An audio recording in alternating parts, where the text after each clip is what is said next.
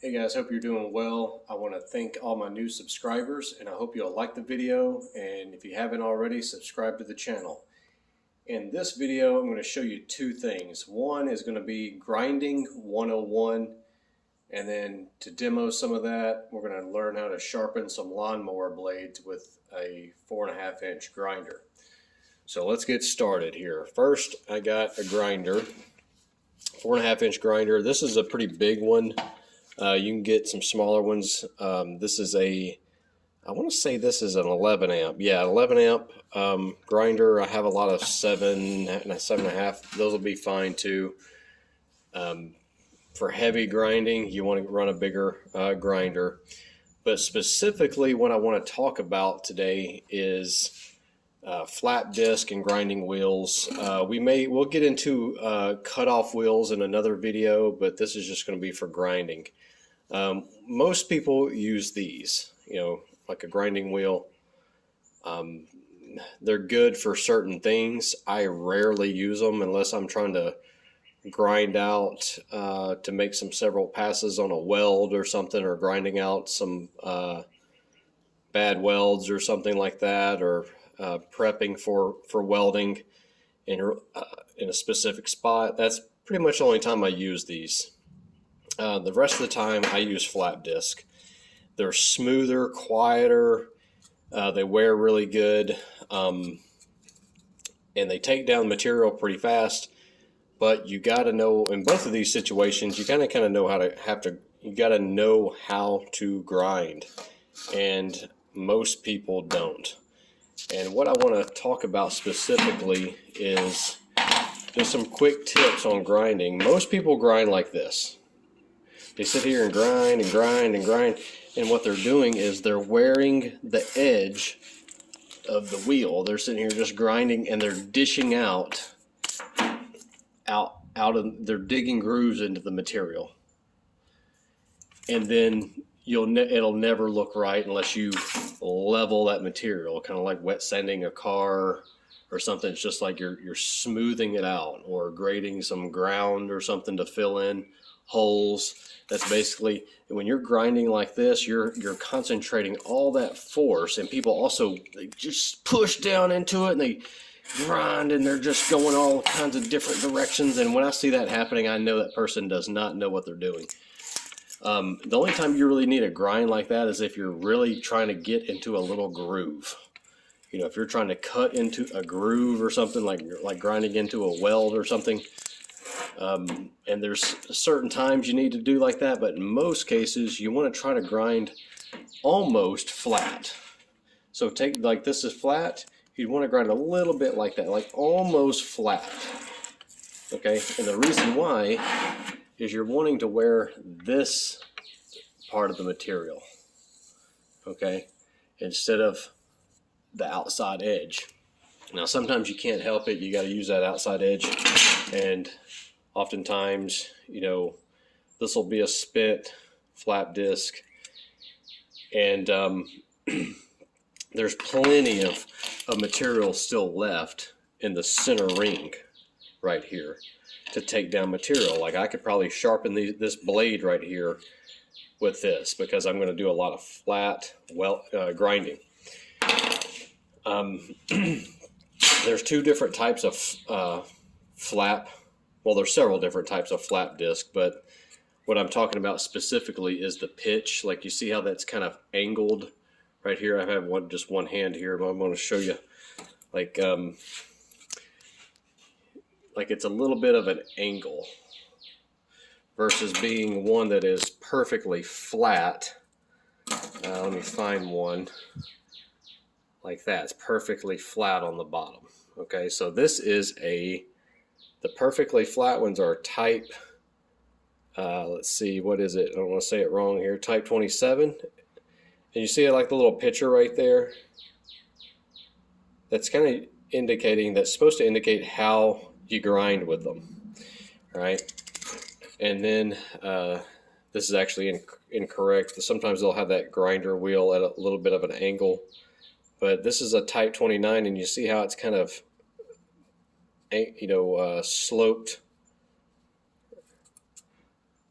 in that photo, in that little diagram right there, it's like, you know, like a arch type 29, but you've almost pretty much used them almost the same. But the type 29, this kind of just helps you get that, you know, with that angle, that grinder. See how you can see that light right there? You kind of grind like this, and then that's using, it helps you kind of use this material more. So when you're grinding, you not only want to go as flat as possible, you want to go in nice, even strokes. So if I'm sharpening this blade, I don't want to just sit here and focus in on one area. That's what people do. They'll sit here and focus in, and then it digs down deep, and then they go along. You want to sit here and just slope back and forth. Nice and easy. Nice and easy. Use the handle. You're kind of pivoting, you know, holding it, you know, with one hand and pivoting with the other hand.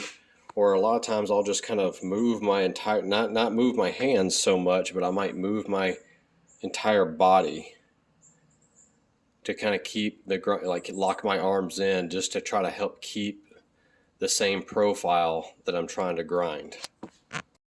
And also be aware of how the wheel is spinning.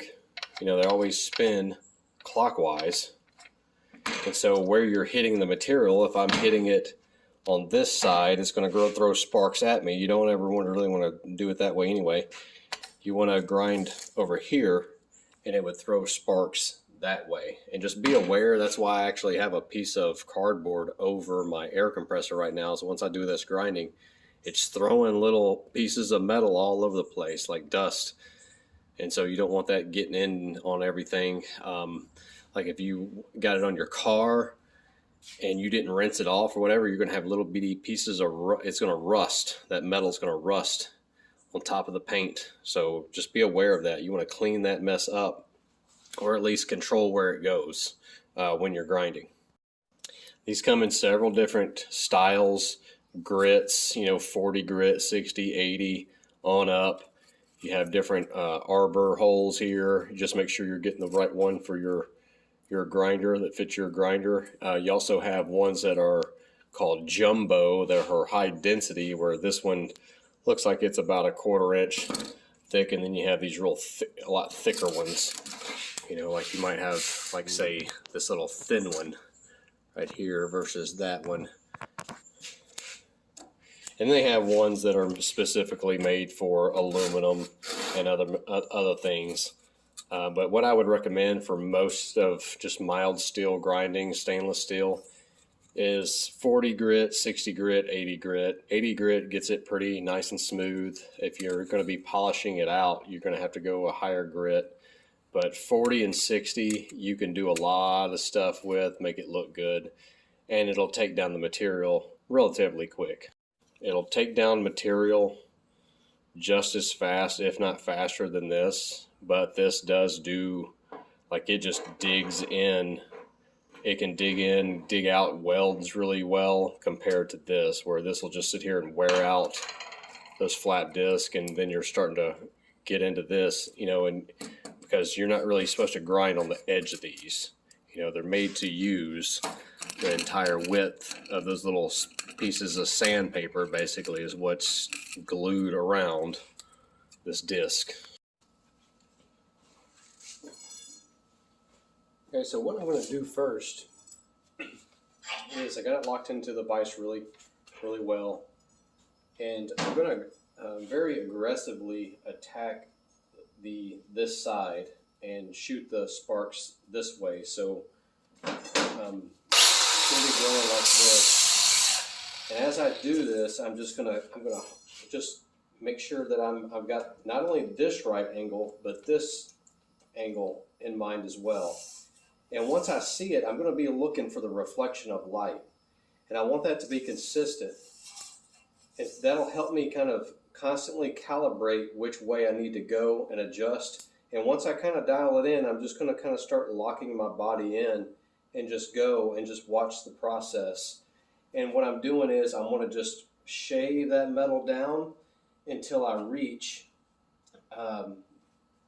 you know, a sharp edge on the bottom. You know, I'm taking this material down this way, until I reach the bottom edge with what I'm grinding into here, this material here.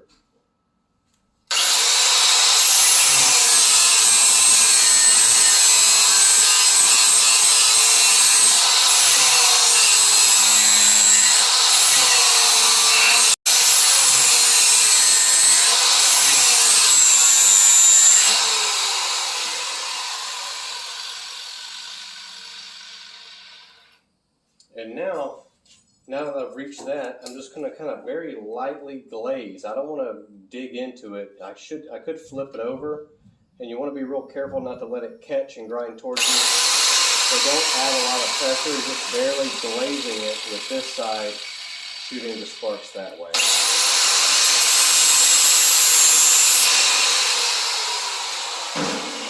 And basically I just kind of shaving off those little bird edges that I was creating.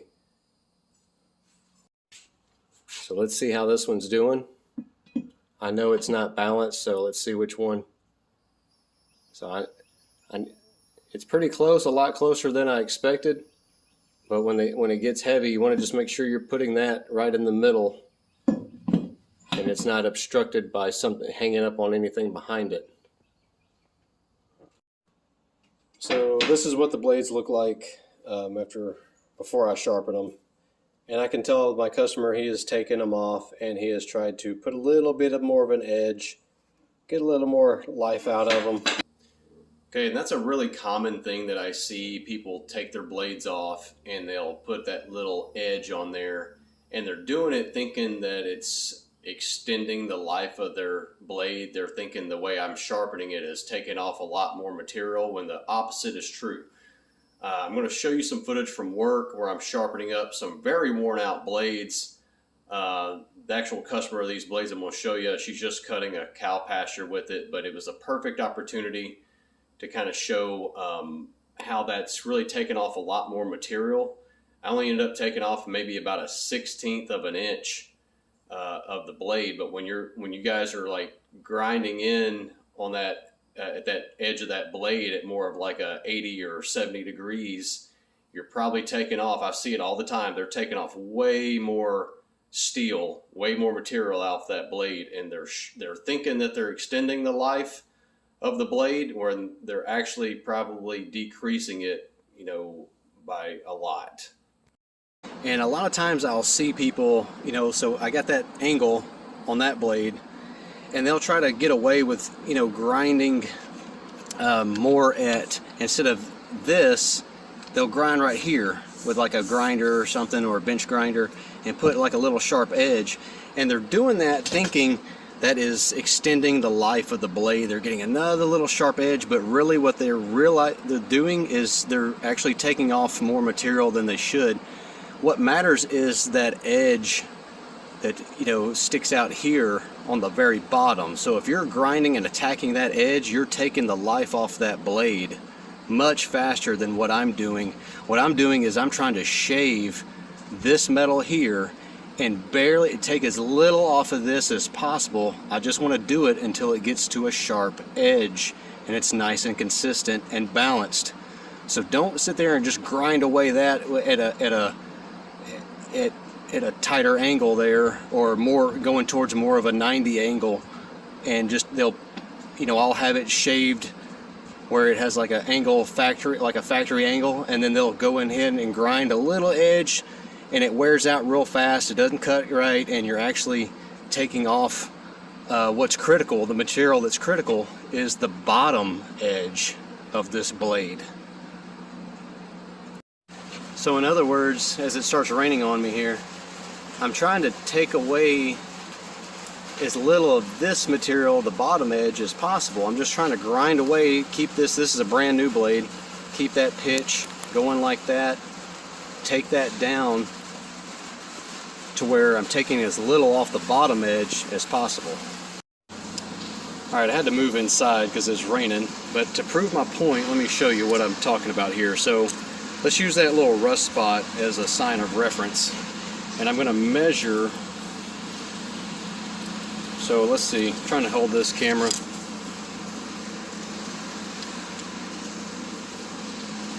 Actually, let's go like right in here. So we're at about 1" and 11/16 to that edge. So I'm going to go ahead and sharpen this, and then we'll measure this again, and we'll see how much I've narrowed this blade. Alright, so now it's sharp, super sharp. Same rust spot, same blade. So I've probably taken off probably about 1/16 of an inch.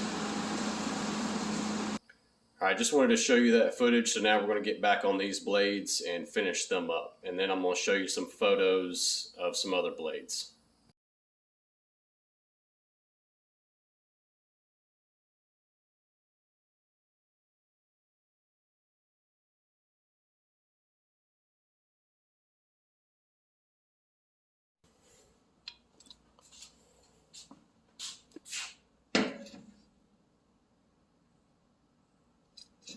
They're super sharp. And like I said, you don't really want to take off grind away material on the bottom side. I'm just kind of glazing that edge just to get that slag off. So I hope this helps you guys out. Hope you'll like the video, subscribe, and I'll have more videos like this. That was a 60 grit flap disc that I was using on this. 40 grit would have worked a lot faster, but the 60 grit's fine. That'll work fine. 80 grit's probably it probably takes a little too long to get it done. But anyway, I hope you'll like this video and subscribe. See you next time.